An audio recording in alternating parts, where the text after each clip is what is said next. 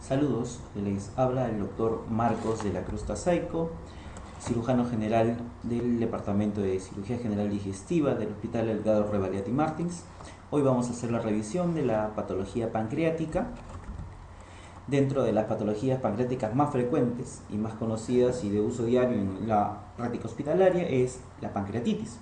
La pancreatitis está caracterizada por un dolor abdominal y elevación de las enzimas pancreáticas tanto en sangre y en orina.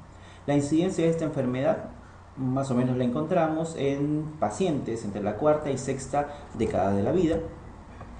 Dentro de sus cuadros o de la etiología de esta enfermedad, la litiasis biliar se encuentra a la cabeza con un 50% de frecuencia, el alcohol en un 20%, idiopática en un 15%, pero debemos recordar que dentro de esta etiología idiopática, los 2/3 de estos casos se encuentran microcálculos, es decir, estaría asociada también a la causa más frecuente, que es la litiasis biliar. Otras causas que también están frecuentes dentro de la etiología de la pancreatitis están las causas metabólicas, posepres, posoperatoria, traumatismos abdominales y otras causas. En el caso de la litiasis biliar, recordemos que es la más frecuente, sobre todo en el sexo femenino. El cálculo se impacta en la papila o la ampolla de Vater. El alcohol en un 20% es la segunda causa más frecuente, sobre todo en el sexo masculino. Una sola ingesta sería capaz de provocar una pancreatitis. Lo más frecuente, sin embargo, es la reagudización sobre una pancreatitis crónica. Debemos recordar que la pancreatitis crónica está asociada principalmente en las personas con ingestas de alcoholes de forma crónica.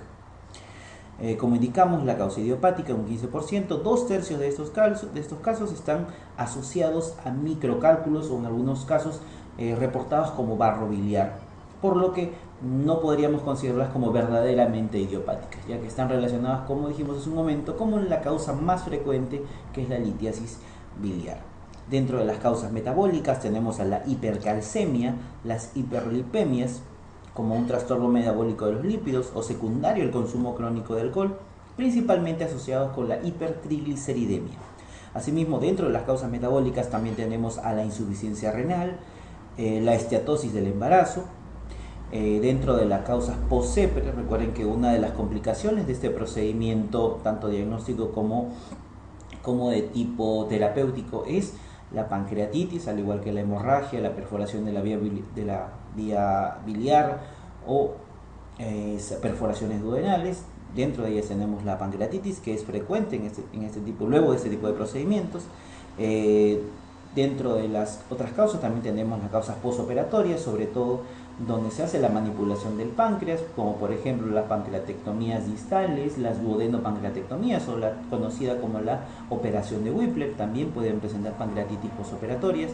Los traumas abdominales, sobre todo los traumas abdominales cerrados, y recuerden que muchas veces no es solo trauma pancreático, sino es trauma duodeno-pancreático, ya que estos dos órganos están íntimamente relacionados. Dentro de otras causas, como consideramos un 10%, tenemos a los medicamentos, como por ejemplo la azatioprina, la CMP, la citarabina, la asparaginasa. Está asociado también con el uso de antirretrovirales, como la didanosina, la salcitabina, algunos antibióticos como la tetraciclina, las sulfamidas, el metronidazol, la nitrofurantoína, la pentaminina, la eritromicina. Asimismo también con el uso de diuréticos como la furosemida, las tiazidas, el uso de estrógenos y de anticonvulsivantes como el ácido valproico. Otras causas que también pueden estar asociadas pueden ser la vasculitis, la isquemia pancreática, virus como el Coxsackie, la parotiditis, la hepatitis A, B o el virus del Epstein-Barr, infecciones por bacterias como por ejemplo el Mycoplasma, Campylobacter, también asociado a parásitos, la fibrosis quística. Tumores de páncreas también pueden generar pancreatitis secundaria, disfunción o espasmos del esfínter de Oddi, divertículos duodenales yuxtapapilares, quistes coleocianos, alteraciones morfológicas congénitas como el páncreas divisum o las picaduras de escorpiones también pueden estar relacionadas con la etiología de la pancreatitis aguda. Dentro de la anatomía patológica y la patogenia de esta enfermedad, recuerden que está asociado con una autodigestión del parénquima pancreático debido a las enzimas proteolíticas del páncreas que anormalmente se activan a nivel del páncreas. Normalmente estas enzimas deberían activarse a nivel intestinal, pero por alguna alteración anatómica o patológica se activan a nivel de los conductos pancreáticos y producen una autodigestión de este parénquima pancreático, digiriendo las membranas celulares y produciendo proteólisis, edema, hemorragia y necrosis. Dentro de las características anatomopatológicas de esta enfermedad podemos tener dos variedades, una pancreatitis edematosa intersticial, que viene a ser la forma patológica más frecuente, y otro, que es la forma más grave, es la pancreatitis necrotizante.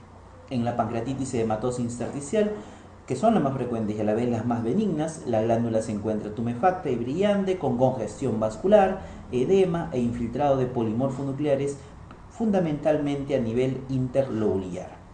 En cambio, en la pancreatitis necrotizante existen además áreas hemorrágicas y necróticas, con necrosis de la grasa que puede afectar serosas de los tejidos adyacentes, del tejido celular subcutáneo a nivel retroperitoneal, a nivel de la médula ósea y también a nivel de las articulaciones. La clínica de esta enfermedad, recuerden que a la cabeza tenemos el dolor abdominal, que se caracteriza por ser un dolor brusco, de intensidad creciente, en epigastrio, con irradiación hacia hipocondrios. Algunos lo describen como una puñalada hacia la espalda, otros como una irradiación en cinturón o en banda desde el epigastro hasta la región lumbar, relacionado con la ingesta ya sea de comida, alcohol o medicamentos. Mejora con la flexión del tronco hacia adelante, lo que clínicamente en semiología se conoce como la postura o la posición maometana o genupectoral. En contadas ocasiones la pancreatitis puede también cursar sin dolor. Otro de los síntomas asociados a la pancreatitis tenemos las náuseas y vómitos, generalmente de tipo alimentarios o biliosos.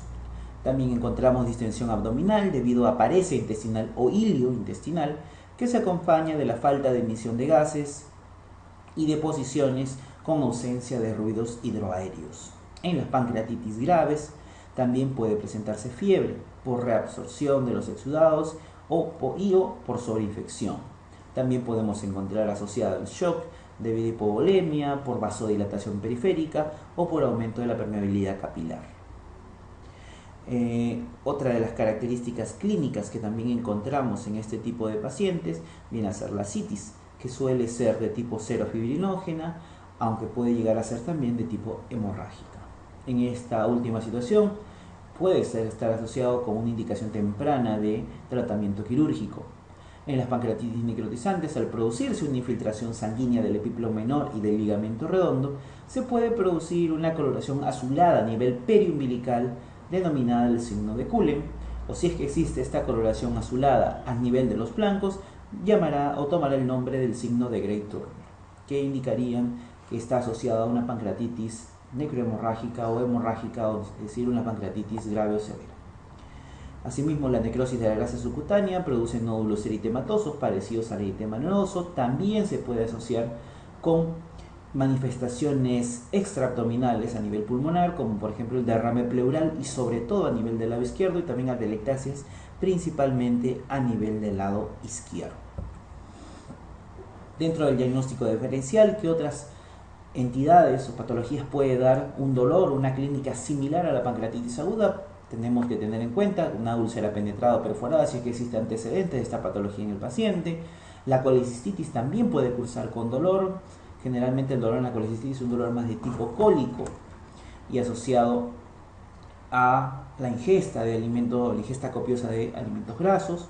También puede ser un cólico biliar, una obstrucción intestinal, isquemia mesentérica, un neurisma disecante de la aorta, neumonía o cetoacidosis diabética.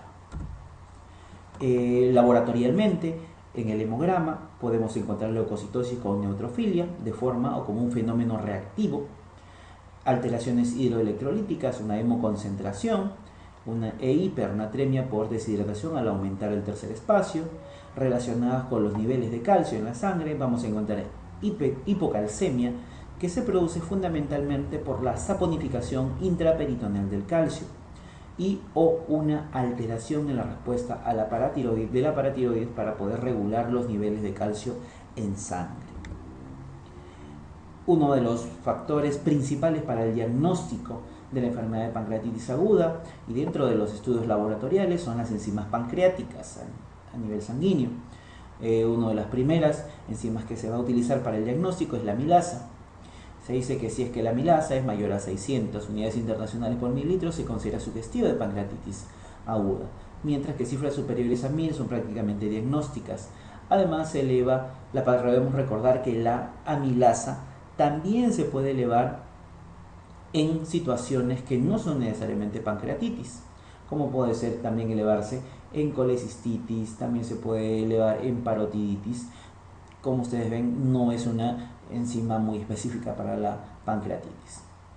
El aumento de la amilasa, recuerden que no es proporcional a la gravedad de la pancreatitis. A veces hay pacientes que pueden tener amilasas de 1000 y tener una pancreatitis severa, o también podemos tener pacientes con amilasas en 4000 o 5000 y la pancreatitis puede ser una pancreatitis leve. Algunas definiciones de libros o también de guías indican que un valor diagnóstico de pancreatitis para la amilasa es cuando supera 3 veces el valor superior a lo normal. Otra de las enzimas utilizadas en el diagnóstico de la pancreatitis es la lipasa. Es una enzima mucho más sensible y más específica que la amilasa. Sus elevaciones descartan cualquier origen de tipo ginecológico o salivar. La lipasa está asociada a la lipasa con la amilasa, aumenta el rendimiento, las características diagnósticas de la enfermedad. Ambas se elevan a la vez, aunque pueden tardar la lipasa mucho más en aparecer, y también debemos recordar que demora más en desaparecer del plasma. La primera enzima en aparecer generalmente es la amilasa, de forma más precoz. La lipasa lo hace de forma más tardía, pero la lipasa también dura mayor tiempo en el plasma sanguíneo. Como vemos, la lipasa tiene un 90% de sensibilidad, dura aproximadamente entre 8 a 14 días, dura mucho más días en sangre cuando hay una falla o una alteración a nivel renal. Valores mayores a 600 son prácticamente diagnósticos. En lo que es la pancreatitis, tiene una sensibilidad del 95%, una especificidad del 55 al 100%. Se dice que un valor diagnóstico de pancreatitis usando la lipasa es cuando supera 2 veces el valor superior a lo normal. En el caso de la amilasa, tiene que ser 3 veces el valor superior a lo normal para considerarla el diagnóstico de pancreatitis. Pero debemos recordar también que la amilasa es la enzima más utilizada para poder definir el diagnóstico de pancreatitis. La elevación de la amilasa en la pancreatitis la encontramos desde las 12 primeras horas de la enfermedad y comienza a decrecer de forma progresiva en los 5 días siguientes.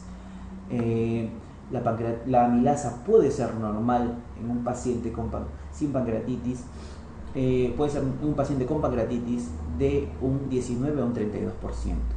Tiene una sensibilidad del 95% y una especificidad del 61%. En la pancreatitis también podemos encontrar con hiperlipemias podemos encontrar cifras de amilasa y lipasa que pueden mantenerse normales. ¿Eso qué quiere decir? Que debemos asociar no solo las enzimas en el diagnóstico de la pancreatitis, sino el dolor y las probables etiologías que se puedan presentar en este tipo de pacientes. En los estudios de imágenes para el diagnóstico y la evaluación de un paciente con pancreatitis, debemos recordar que las pruebas de imagen no son necesarias para el diagnóstico de pancreatitis aguda. Recuerden que basta con la clínica del paciente y con la analítica sanguínea del paciente. En este caso podemos utilizar también una radiografía de abdomen simple, radiografía de tórax, ecografía abdominal, tomografía abdominal, colangioresonancia, ecografías o ecoendoscopías y la cerebropancreato colangiografía retrógrada endoscópica. En la radiografía de abdomen simple podremos encontrar imágenes cálcicas en hipocondrio derecho, sobre todo en las pancreatitis de origen biliar, también a nivel de las áreas pancreáticas, es decir, a nivel de las vértebras L1 y L2, sobre todo en los pacientes con pancreatitis crónica. Asimismo, en la misma radiografía de abdomen simple podemos ver característicamente el asa centinela o hilo difuso por atonía gástrica y del intestino delgado. En la radiografía simple de tórax, lo que vamos a evidenciar es la presencia o no de derrame pleural, y recuerden que sobre todo es en el lado izquierdo. En la ecografía podemos evidenciar un edema o aumento del tamaño pancreático, detecta complicaciones locales como colecciones. Es la primera prueba a realizar, sobre todo para hallar la etiología de la enfermedad. En este caso, para diferenciar si esta pancreatitis es una pancreatitis biliar o no es de origen biliar. Recuerden que la ecografía es un examen barato y mayormente disponible que una tomografía abdominal.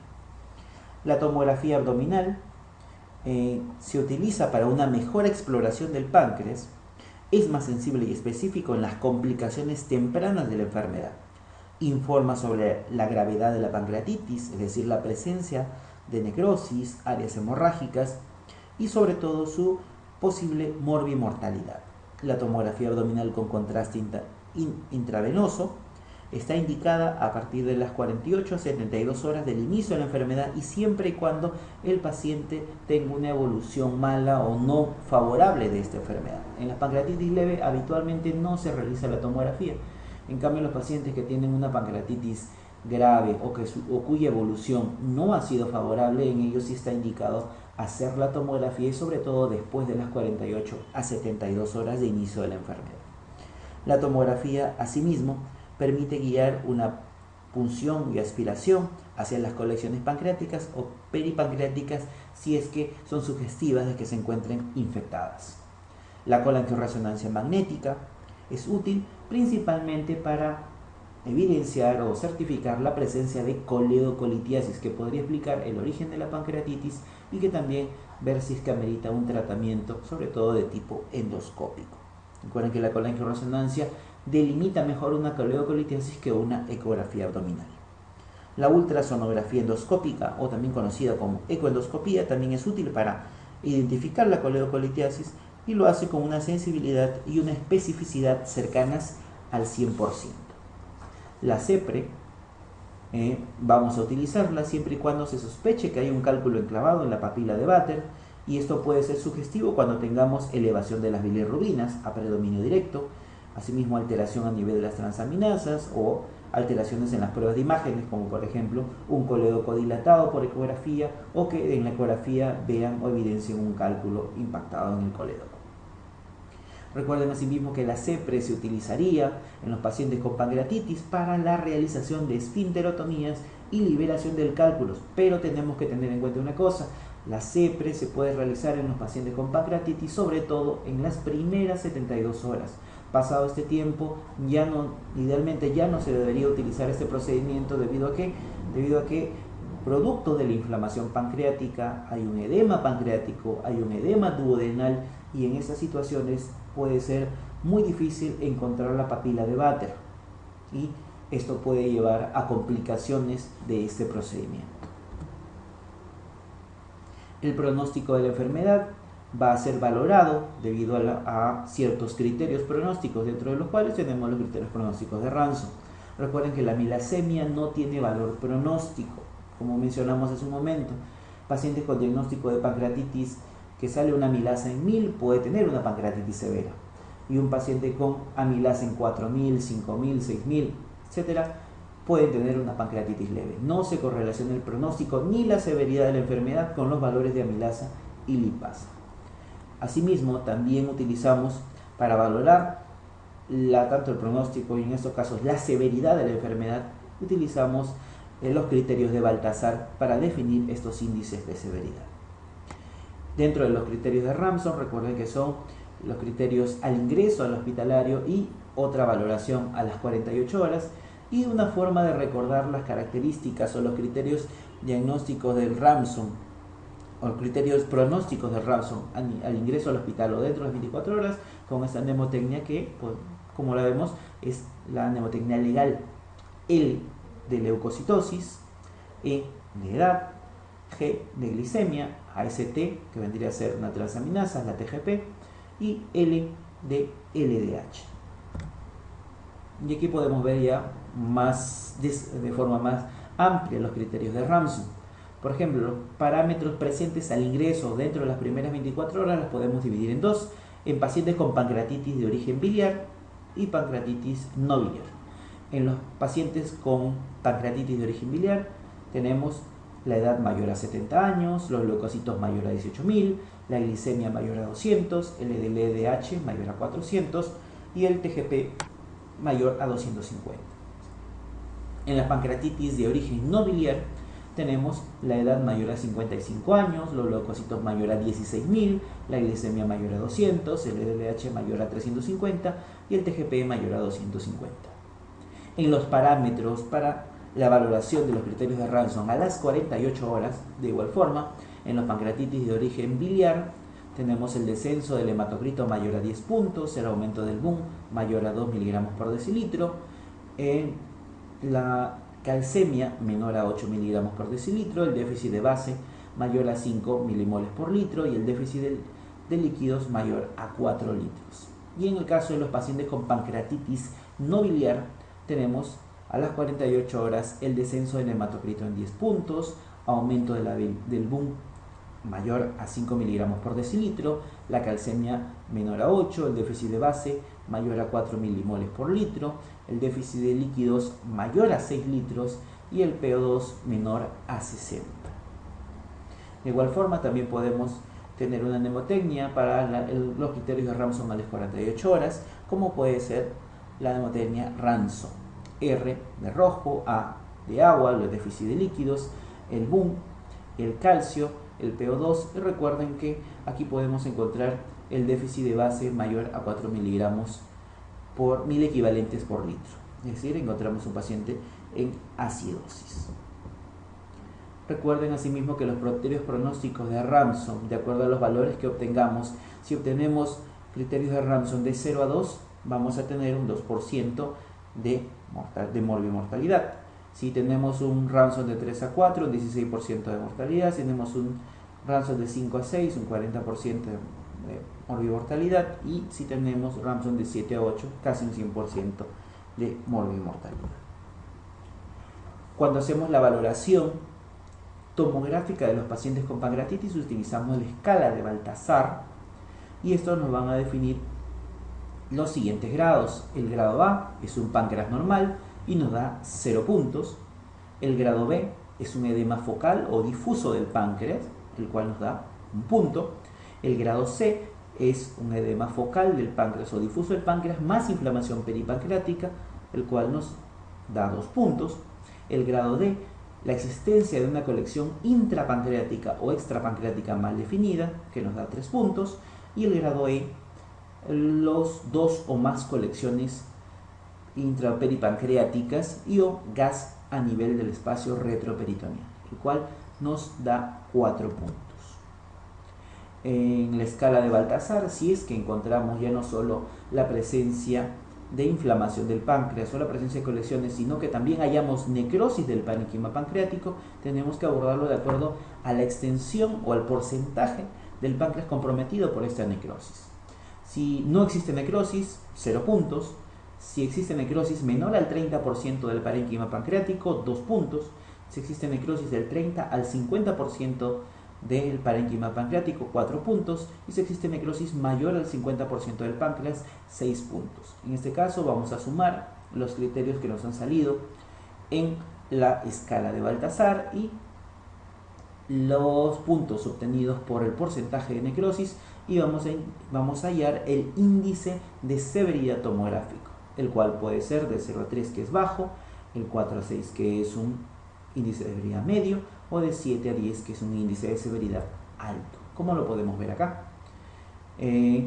Tenemos por ejemplo aquí las clasificaciones que habíamos hallado un momento. El Baltasar nos da 0 puntos, el Baltasar A 0 puntos, el B 1 punto, el C 2 puntos, el D 3 puntos, el E 4 puntos. Si encontramos un porcentaje de necrosis del 30%, nos da 2 puntos, de 30 a 50% 4 puntos, mayor al 50% 6 puntos, y de esa manera vamos a hallar el índice de severidad tomográfico. De 0 a 3, índice de severidad tomográfico bajo, de 4 a 6, índice de severidad tomográfico medio, y de 7 a 10, índice de severidad alto. Si relacionamos este índice de severidad tomográfico con la morbimortalidad de la pancreatitis en este tipo de pacientes, podemos decir lo siguiente.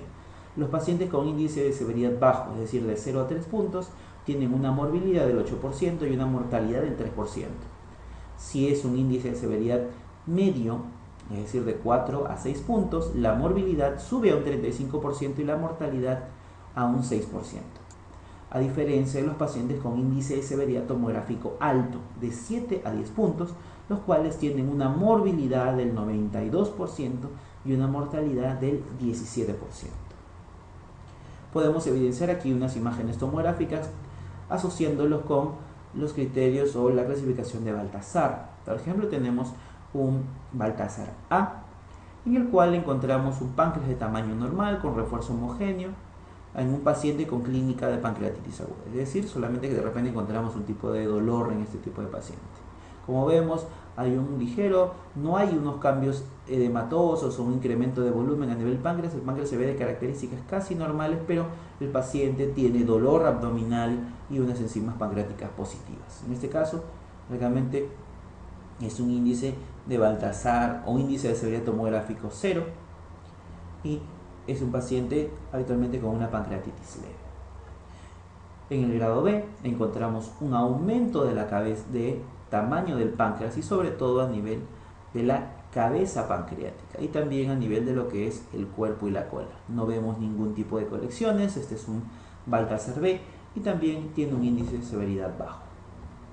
En este caso vemos un Baltasar E, vemos alteración del parénquima pancreático asociado a la presencia de colecciones a nivel, asociado a nivel de inflamación de tipo peripancreática, inflamación pancreática y también de la grasa o del tejido peripancreático. Este corresponde a un Baltasar C y un índice de severidad tomográfico medio. Aquí tenemos un Baltasar E, en el cual vemos un aumento marcado del parénquima pancreático asociado a la presencia de una colección líquida a nivel extrapancreático. Este es un índice de severidad medio alto. Aquí tenemos un Baltasar E, en el cual nosotros vemos un aumento de tamaño del parénquima pancreático asociado a la presencia de dos o más colecciones tanto pancreáticas como peripancreáticas. Como vemos, se extiende desde la célula pancreática hacia el espacio pararrenal anterior, inclusive se ve en la presencia de burbujas aéreas.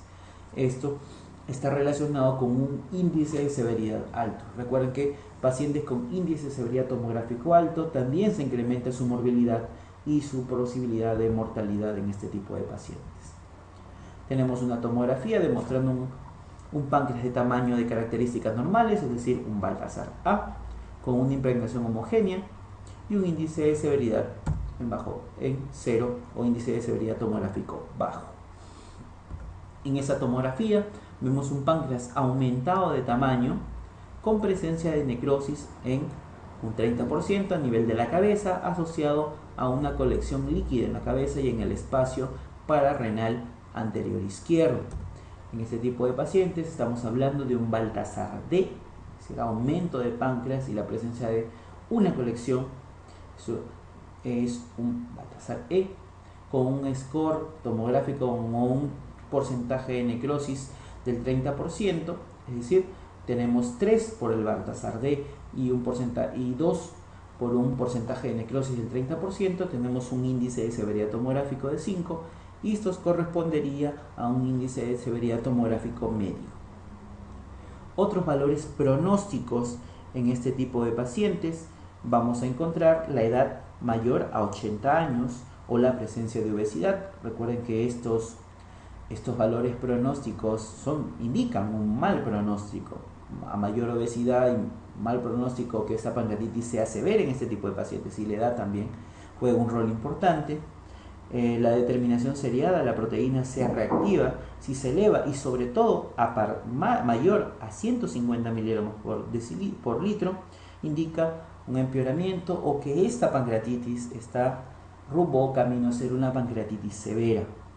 Recuerden que la PCR tampoco no es necesario solicitarla o evaluarla desde el inicio de la enfermedad. Generalmente después de las 72 horas, si es que el paciente tiene una mala evolución o clínicamente tiene una evolución desfavorable o los criterios de Ramson y Apache indican que es una pancreatitis severa, podríamos solicitar una PCR y valorar el pronóstico y la severidad de la enfermedad de la pancreatitis.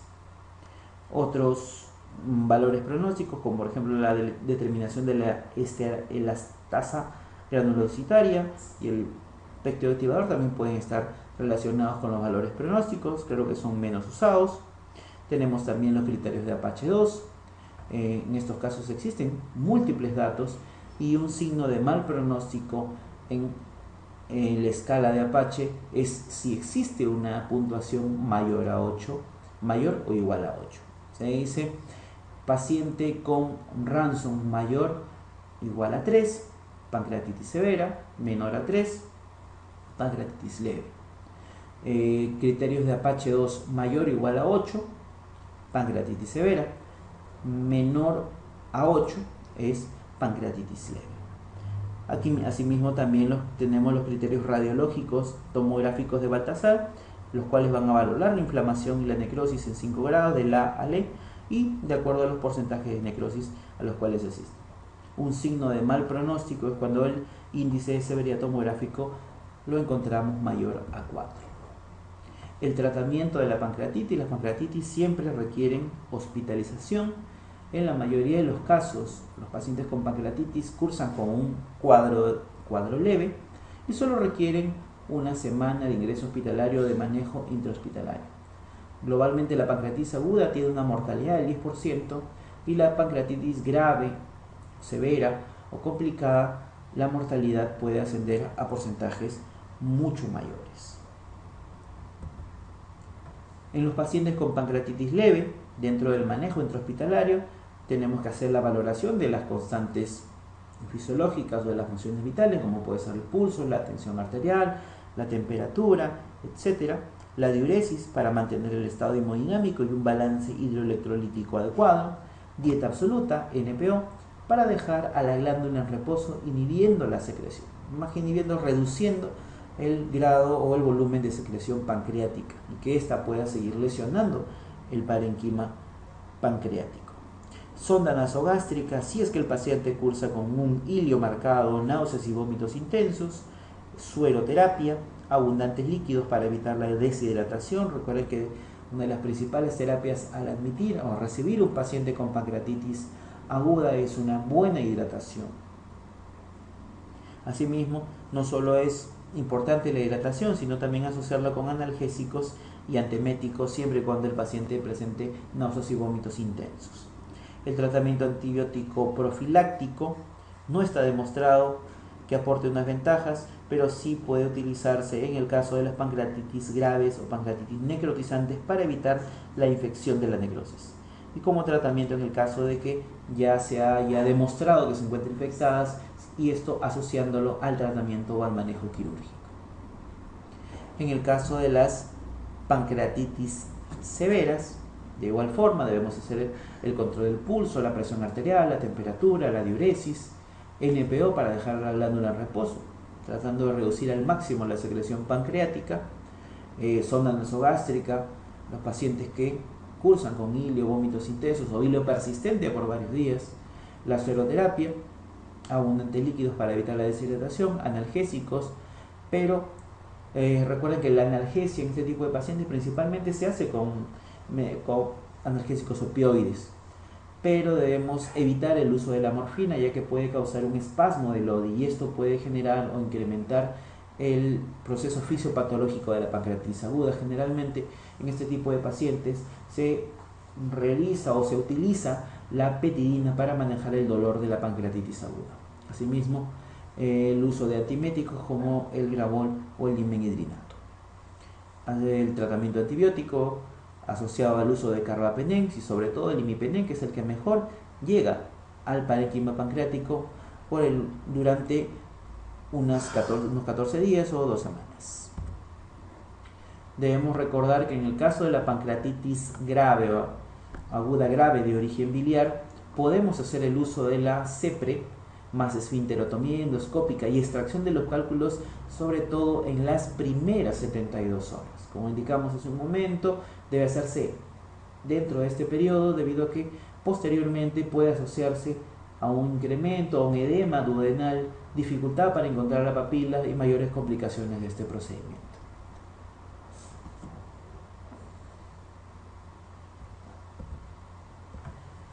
Cuando no ha evolucionado favorablemente el paciente con pancreatitis aguda, a pesar de las medidas adecuadas de analgesia, hidratación, inclusive el uso de pancreatocolangiorretrografía para una CEPRE, una colangiopancreatografía retrograda endoscópica, el paciente puede llegar al tratamiento quirúrgico.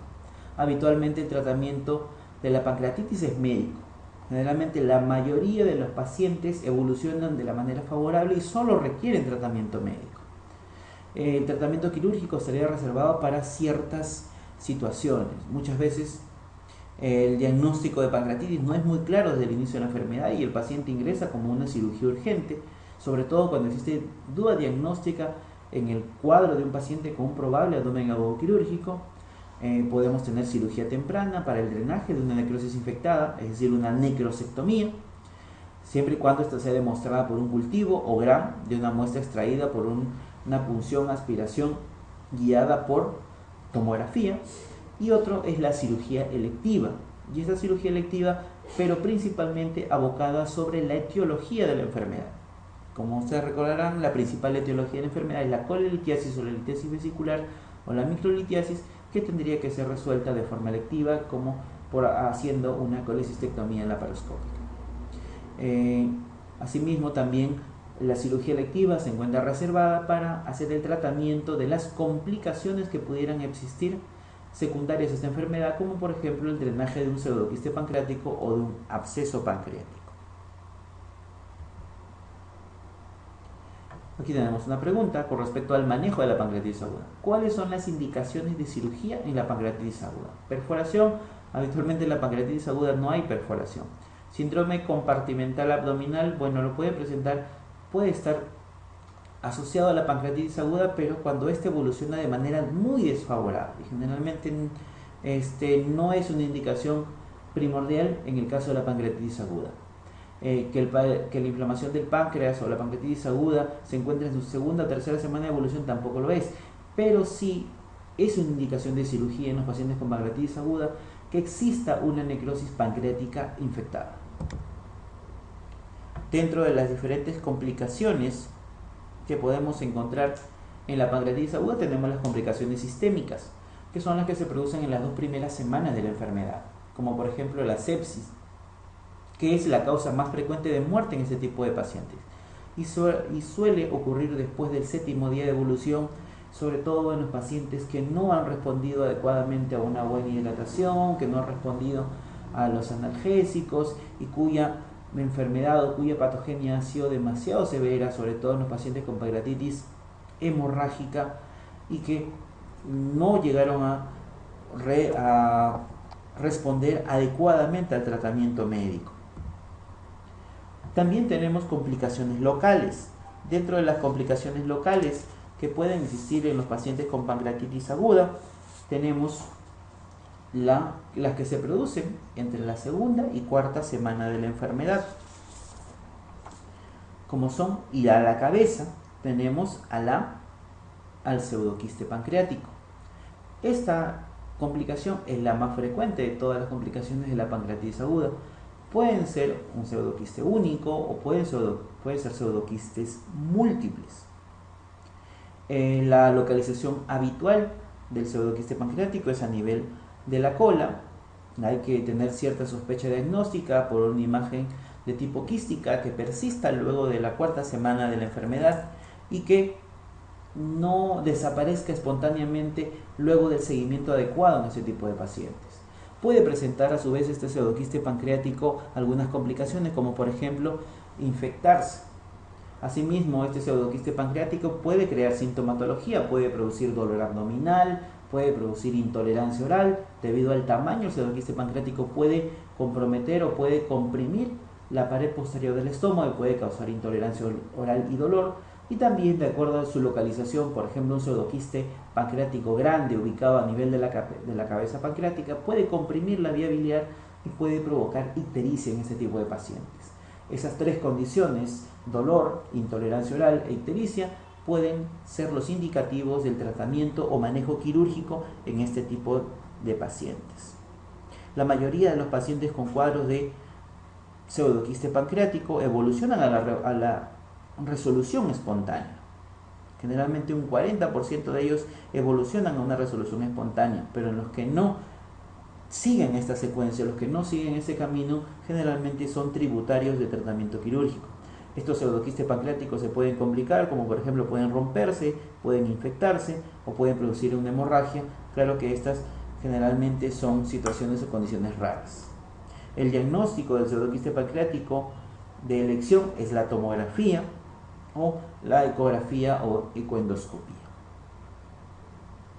El manejo en el caso de los pacientes con pseudoquiste pancreático vienen a ser las ecografías seriadas, una actitud expectante si es que este es asintomático y menor a 6 centímetros, y si es un pseudoquiste persistente mayor a 6 centímetros y luego de la sexta semana de evolución, en algunos casos se hace una punción, aspiración por aguja fina guiada por tomografía o ecoendoscopía para definir el diagnóstico de la enfermedad. Recuerden que el contenido de este pseudoquiste pancreático es una secreción, es un líquido rico en amilasa.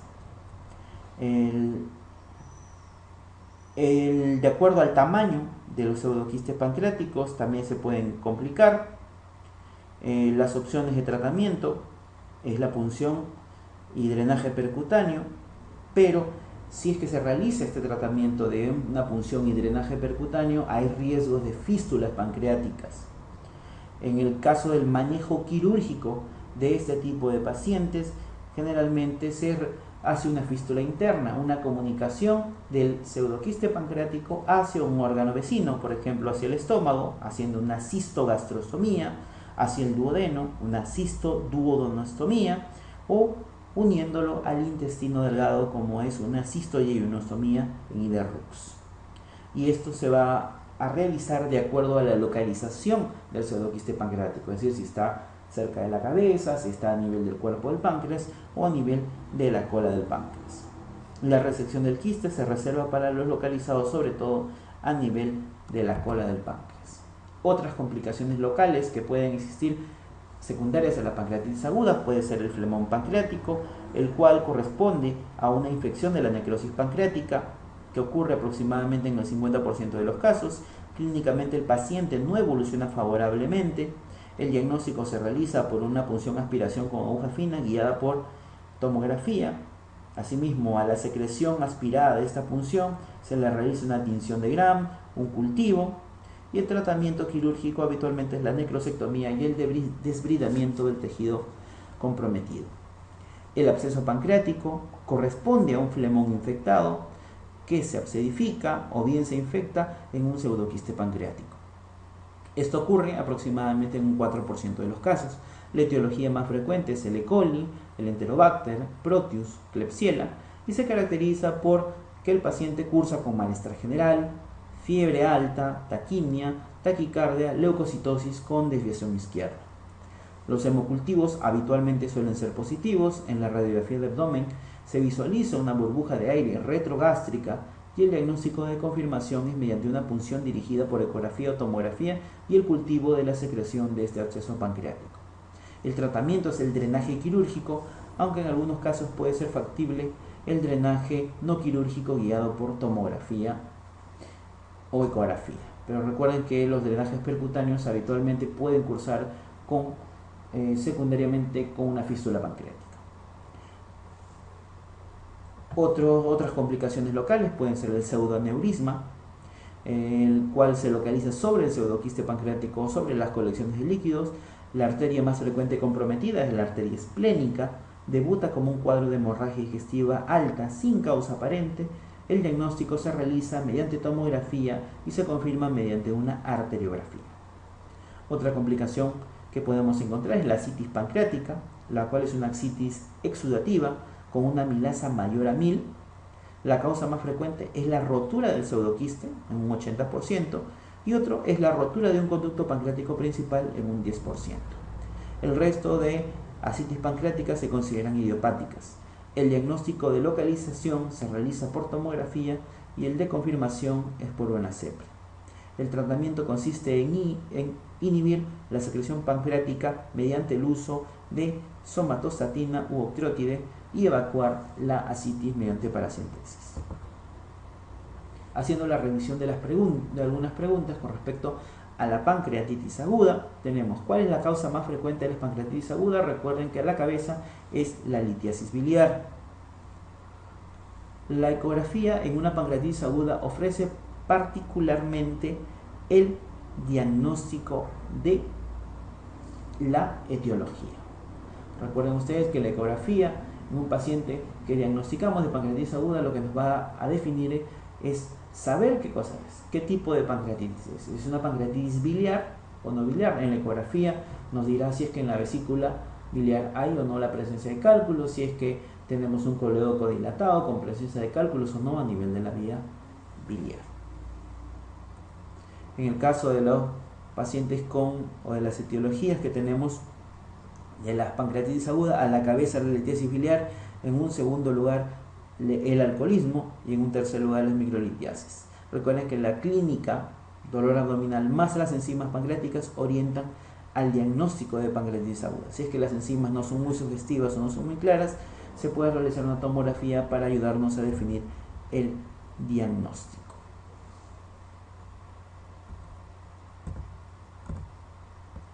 ¿Cuál de las siguientes pruebas es la de mayor sensibilidad para el diagnóstico de pancreatitis aguda?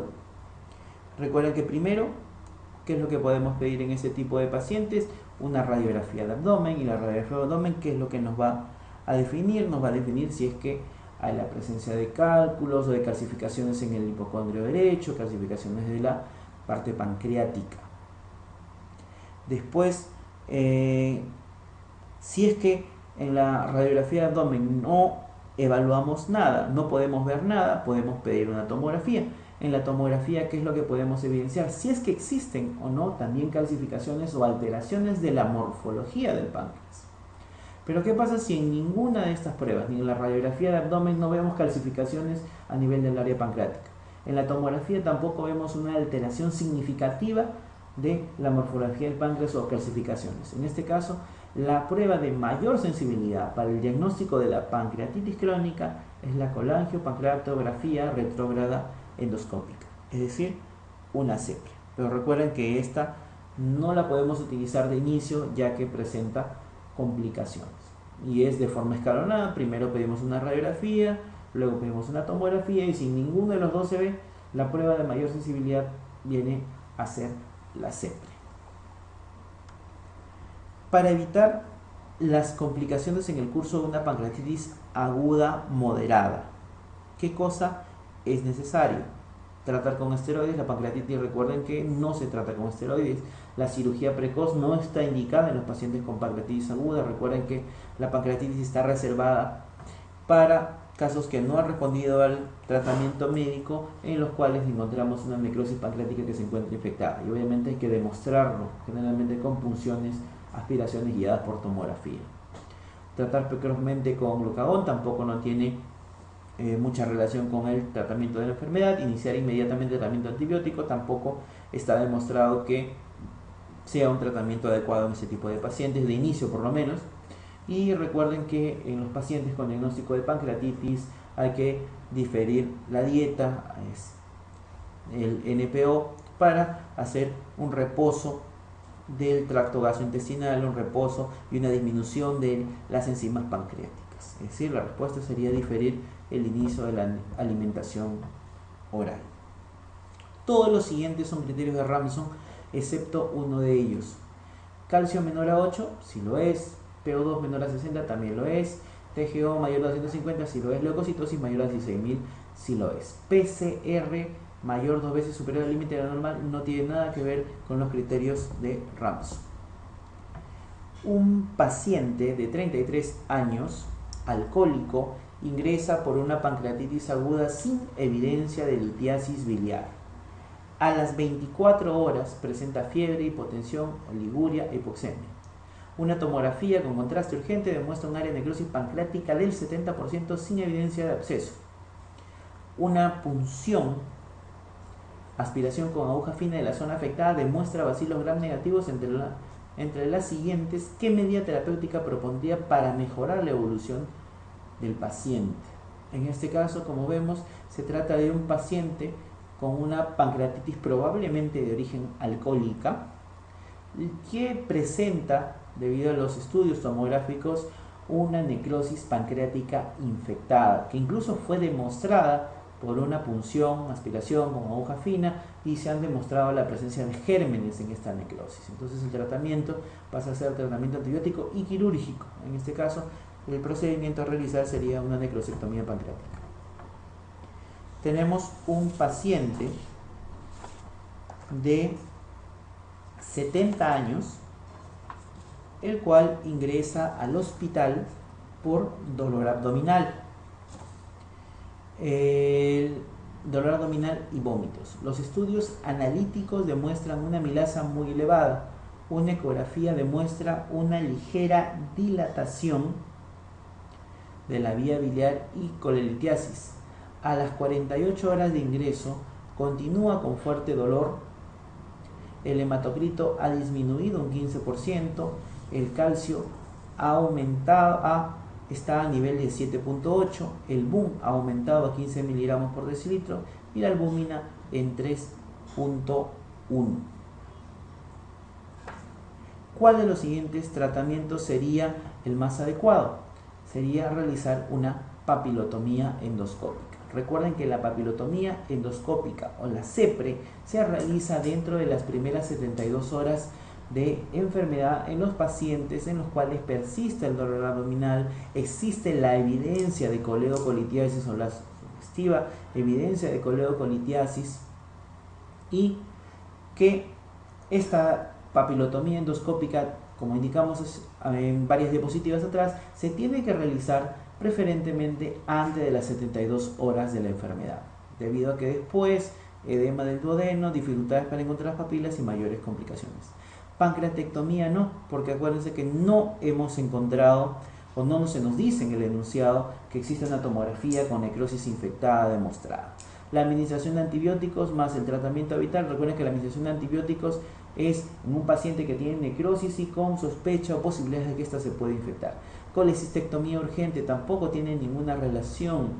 El tratamiento o a realizar una colecistectomía en un paciente con pancreatitis es cuando el cuadro de la pancreatitis ha remitido totalmente y es para tratar la enfermedad y evitar que pueda presentar cuadros de pancreatitis posteriores. Colecistectomía laparoscópica, muy similar a la anterior diapositiva, tampoco no tiene ninguna relación con el tratamiento de esta enfermedad. Entonces podemos resumir o tratar de aprovechar esta pregunta en que un paciente con pancreatitis aguda de etiología biliar y que presenta característicamente signos, síntomas o estudios tanto laboratoriales como de imágenes con sospecha de coledocolitiasis, idealmente hacer una CEPRE y sobre todo dentro de las primeras 72 horas de la enfermedad. ¿Cuál es la causa más frecuente de pancreatitis crónica? Poliovirus, no lo es. Mucoviscidosis tampoco, hiperlipemia tampoco tiene relación con la pancreatitis crónica, malnutrición calórico-proteica tampoco, pero el alcoholismo crónico sí. La causa más frecuente de pancreatitis crónica es el alcoholismo crónico. El páncreas también puede sufrir alteraciones de tipo morfológicas secundarias al desarrollo embriológico, como por ejemplo el páncreas divisum, que corresponde a una falta de fusión de los conductos pancreáticos. Recuerden que el páncreas y la vía biliar distal se forman por los conductos pancreáticos ventral y dorsal. La falta de fusión de estos conductos pancreáticos origina el páncreas divisum.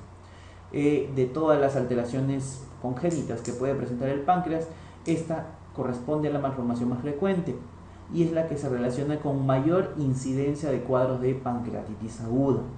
El diagnóstico se realiza mediante una CEPRE. El tratamiento es una esfinterotomía de la papila menor. Recordamos que la papila menor es la desembocadura del conducto pancreático accesorio o conducto de Santorini. Otra de las malformaciones congénitas viene a ser el páncreas anular, el cual se relaciona con la trisomía 21 o el síndrome de Down.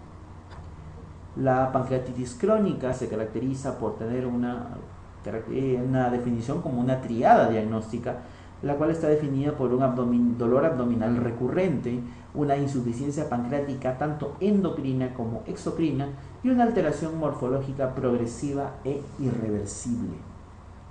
La pancreatitis crónica tiene como causa más frecuente el alcoholismo crónico. La litiasis vesicular no produce no produce clínicamente esta pancreatitis crónica.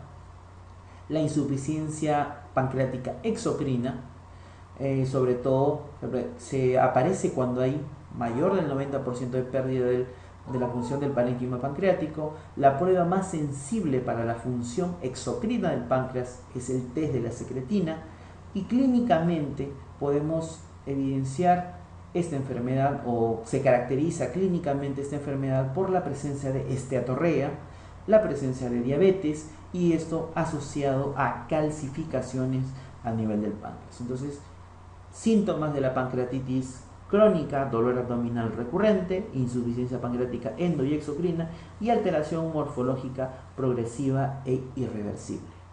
Síntomas que produce la pancreatitis crónica: esteatorrea, diabetes, calcificación. Causa más frecuente de la pancreatitis crónica es el alcoholismo. Como vemos, muy poco o no hay mucha relación de la pancreatitis crónica con la litiasis vesicular, ¿sí? Y el test para evaluar la función exocrina más sensible que existe es el test de secretina. Existen también tumores exocrinos del páncreas. El más frecuente de los tumores pancreáticos exocrinos lo vamos a encontrar en los varones, sobre todo hacia los 60 años. Existen factores de riesgos para este tipo de tumores que no están, si bien no están demostrados, tenemos que considerarlos: el tabaco, la pancreatitis crónica. Estos tumores se presentan con más frecuencia a nivel de la cabeza pancreática y son originados más frecuentemente en los conductillos pancreáticos. El cistoadenocarcinoma es mucho más infrecuente a nivel de los tumores pancreáticos, predominante en mujeres y tiene mejor pronóstico. Son tumores de mayor tamaño y de predominio sobre todo en el cuerpo y la cola del páncreas. Los ampulomas son adenocarcinomas a nivel de la papila de Vater. Su detección habitualmente es temprana, característicamente por una ictericia obstructiva precoz, intermitente e indolora, y a veces asociados a cuadros de hemorragia digestiva o la presencia de melenas en este tipo de pacientes. La triada clínica de los tumores exocrinos del páncreas generalmente está asociada con dolor abdominal crónico, pérdida de peso, ictericia. Otros síntomas asociados: la tromboflebitis migratoria, trastornos psiquiátricos y diabetes. Recuerden que dentro de los tumores exocrinos del páncreas, a la cabeza tenemos aquí al adenocarcinoma ductal del páncreas. Ubicación más frecuente del adenocarcinoma ductal del páncreas es a nivel de la cabeza del páncreas. Recordemos que la vía biliar transita muy cerca de la cabeza del páncreas. ¿Eso qué quiere decir? Que cuando hay tumores a nivel de la cabeza del páncreas que comprometen la vía biliar, uno de los síntomas o de los signos más precoces que podemos encontrar en este tipo de pacientes es la presencia de ictericia. En el caso, como se mencionó, de los ampulomas, puede tener una ictericia obstructiva precoz e intermitente. Existe una tumoración a nivel de la ampolla de Vater que obstruye la salida de esta ampolla de Vater, el drenaje de la vía biliar, condicionando ictericia.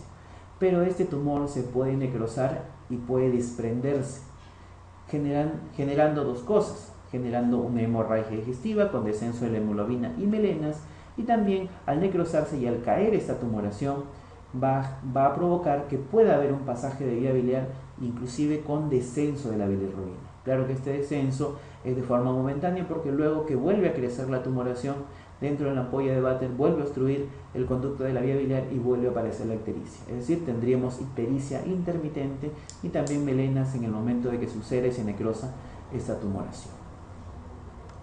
Tenemos que indicar asimismo que los diferentes tumores que existen a nivel periampular o a nivel de la región pancreática: tenemos al adenocarcinoma ductal del páncreas, tenemos a los ampulomas, al colangiocarcinoma y a los tumores de duodeno. De todos ellos, el que tiene peor pronóstico es el adenocarcinoma ductal del páncreas, a pesar de haber sido resecado, a pesar de haber sido operado con una duodenopancreatectomía del páncreas. De esos tumores periampulares, el que mejor pronóstico tiene y el que mejor sobrevida tiene es el ampuloma. Dentro de los tumores endocrinos del páncreas también debemos recordar: clínicamente podemos encontrar algunos signos.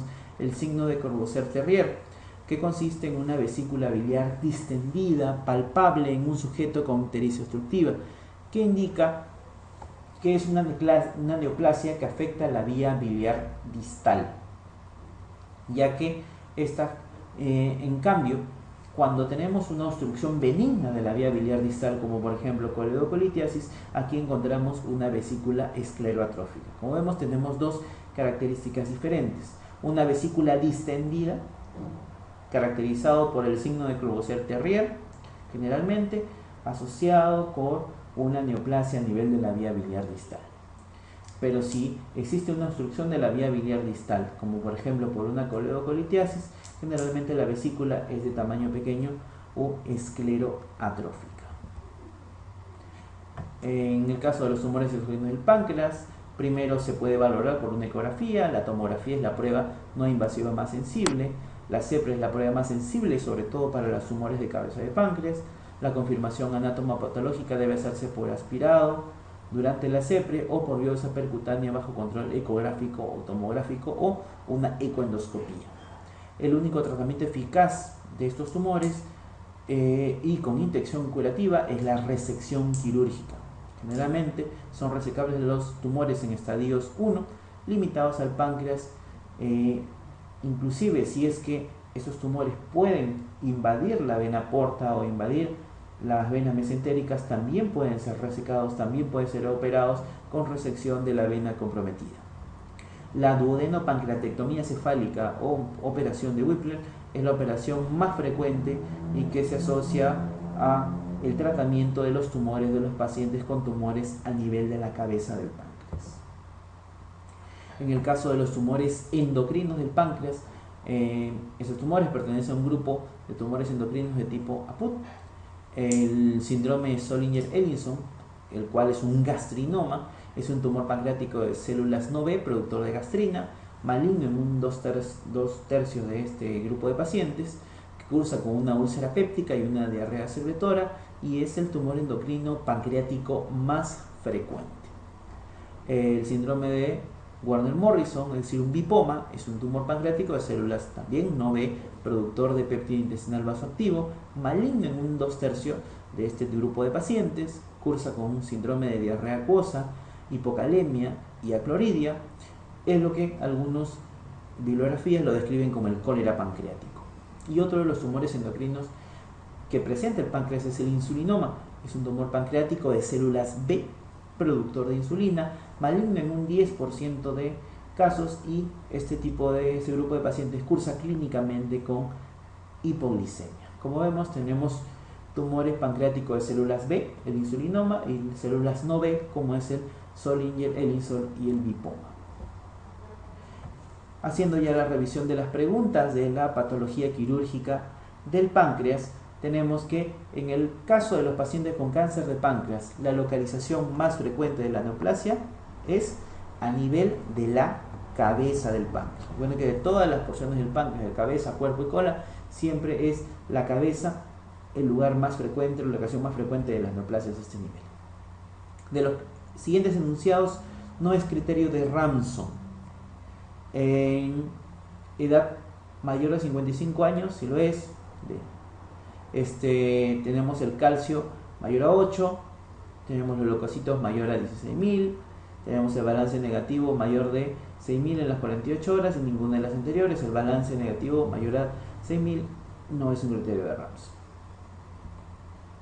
El pseudoquiste de páncreas se forma principalmente de todas las alteraciones que pueden afectar al páncreas: trauma pancreático, pancreatitis, infección pancreática, cáncer de páncreas, heridas por arma blanca. A nivel pancreático, de todos ellos, quien más puede causar el pseudoquiste pancreático es la pancreatitis. ¿Cuál es la primera medida terapéutica a adoptar en la pancreatitis aguda? Aspiración por zona nasogástrica, no. Antibiótico terápica de amplio espectro, tampoco. Administración de somatostatina, no se utiliza. Administración de inhibidores de bomba de protones, tampoco. Para poder tratar la pancreatitis aguda es la dieta absoluta o el NPO. ¿Cuál de los siguientes no es uno de los llamados criterios de Ramsson modificados para predecir un mal pronóstico en el seno de una pancreatitis aguda? Edad superior a 55 años, sí. Leucocitosis mayor a 15.000, sí. Calcemia menor a 8, sí. PO2 menor a 60, sí. Amilasemia no está dentro de los criterios de Ramos. Un paciente de 62 años con etilismo crónico ingresa por pancreatitis aguda evolucionando favorablemente.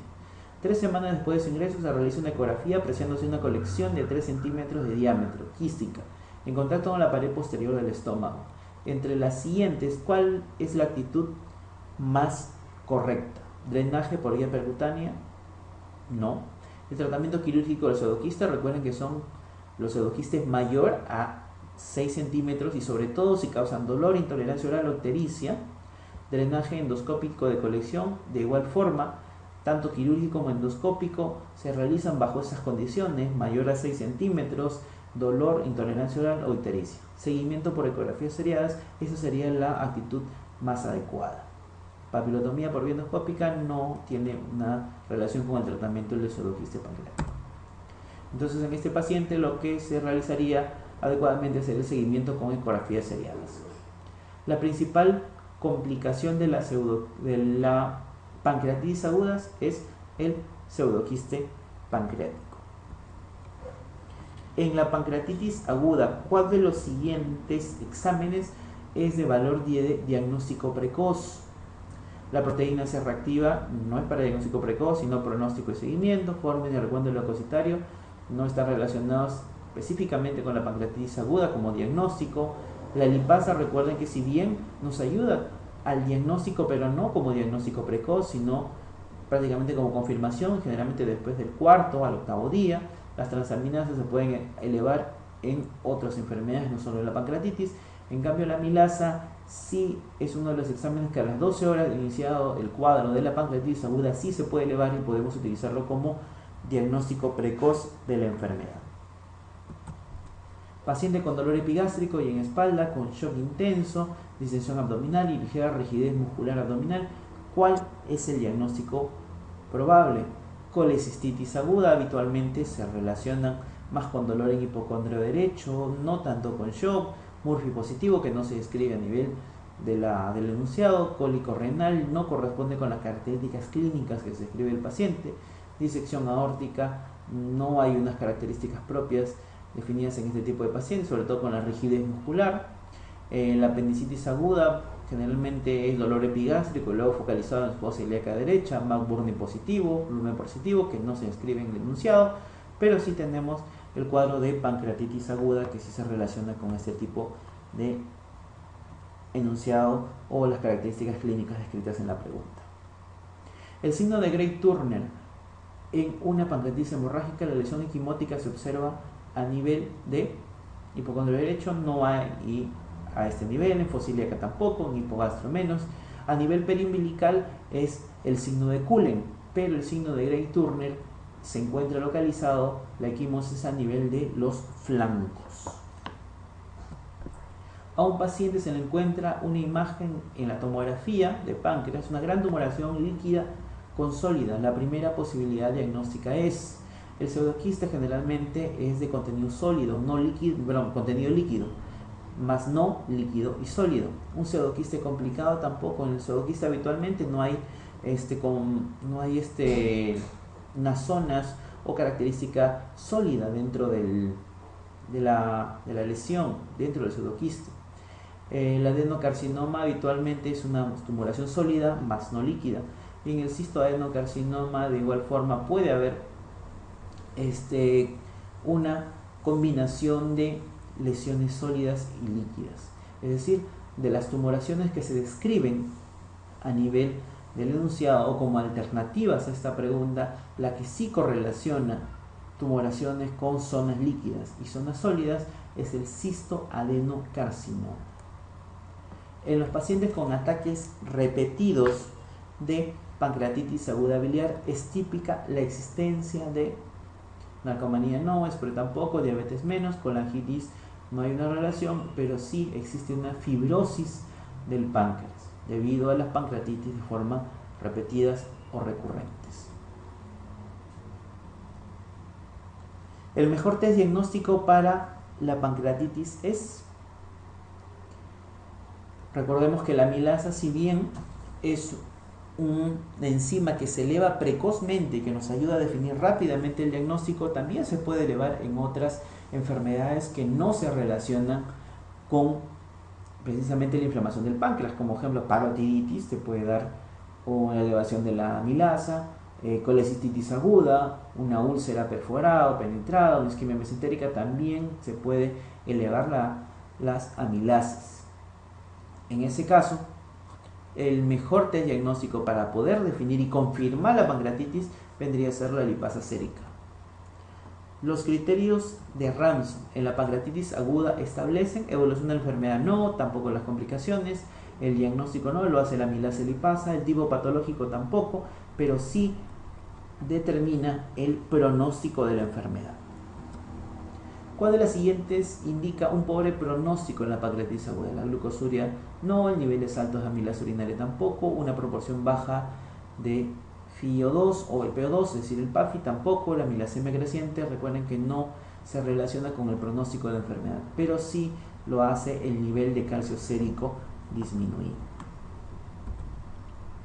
La causa más frecuente de pancreatitis aguda, obstrucción de adenal no es, consumo de drogas tampoco, infección entérica tampoco, veneno de escorpión tampoco, enfermedad biliar sí. Es decir, todas las alternativas sí se relacionan con la posibilidad de originar pancreatitis aguda, pero recuerden que la pregunta te pide cuál es la más frecuente. La más frecuente son las enfermedades biliares o la litiasis biliar.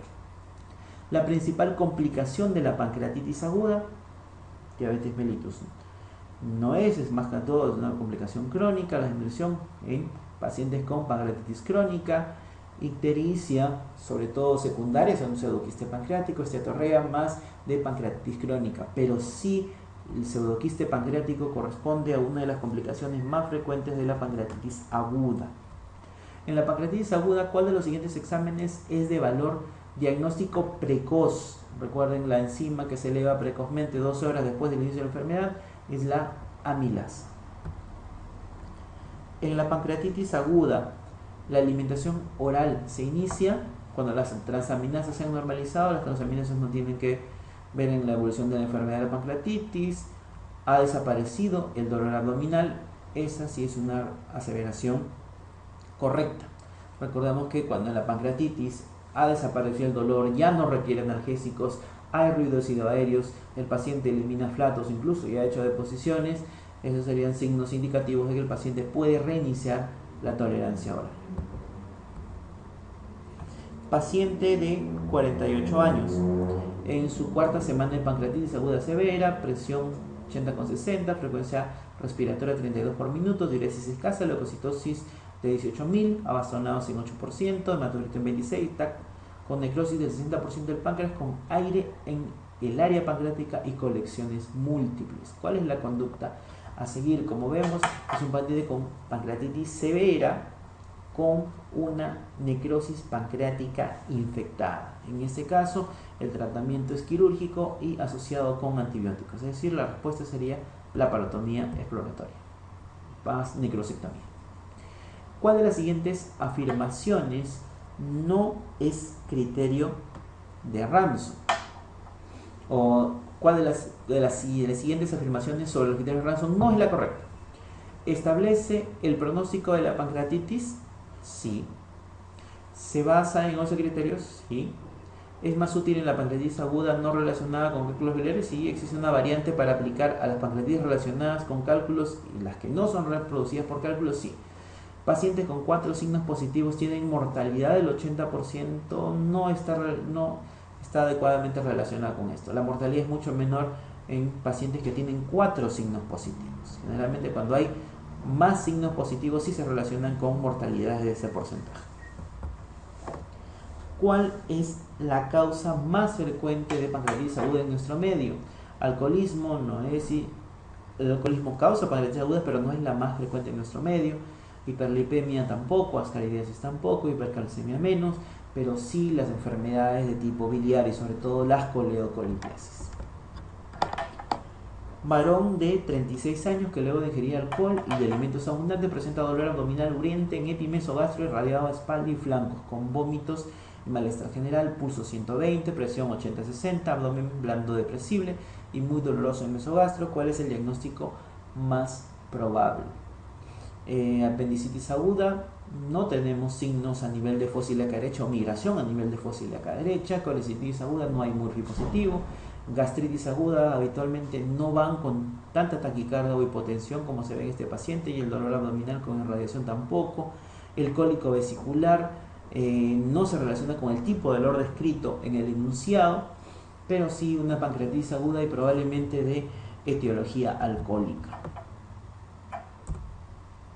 En la pancreatitis aguda se utilizan los criterios de Ransom para el pronóstico de la enfermedad, en tanto que los criterios de Baltasar, acuérdense que los criterios de Baltasar son criterios de tipo tomográficos que valoran las características morfológicas y la presencia o no de colecciones en el páncreas y la presencia o no de necrosis también en el páncreas.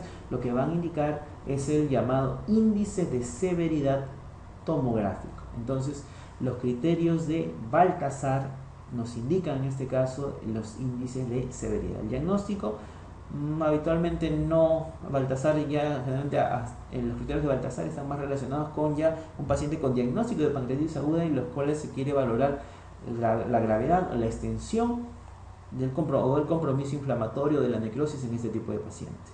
Correlación con los exámenes de laboratorio no es una aseveración muy cierta. La evaluación de la sensibilidad y especificidad tampoco es una indicación. La respuesta es: los criterios de Baltasar indican o están relacionados con el índice de severidad tomográfico. Una mujer de 25 años presenta desde hace 6 horas dolor epigástrico opresivo intenso que se irradia al flanco izquierdo y espalda. Se acompaña de náuseas, vómitos, examen físico, fascia dolorosa, frecuencia cardíaca en 100, presión 90-60, dolor en el abdomen superior, ruidos ausentes, signo de Gray-Turner positivo. ¿Cuál es el examen que confirme el diagnóstico? Recuerden que una enzima que podemos utilizar de forma precoz para poder definir el diagnóstico es la presencia de amilasa. En este caso, el diagnóstico es el diagnóstico de una paciente con pancreatitis aguda, y una pancreatitis aguda de tipo hemorrágica, que está caracterizado en este caso por los signos de Gray-Turner a nivel de lo que son una equimosis a nivel de los flancos. El calcio sérico generalmente es para evaluar el pronóstico de la enfermedad, porque está dentro de los de Ransom, igual que la aminotransferasa de aspartato, la deshidrogenasa láctica, y los electrolitos, los electrolitos están dentro de la valoración del APH2. Bueno, con esto hemos terminado la revisión de la patología pancreática. Nos vemos en otra oportunidad.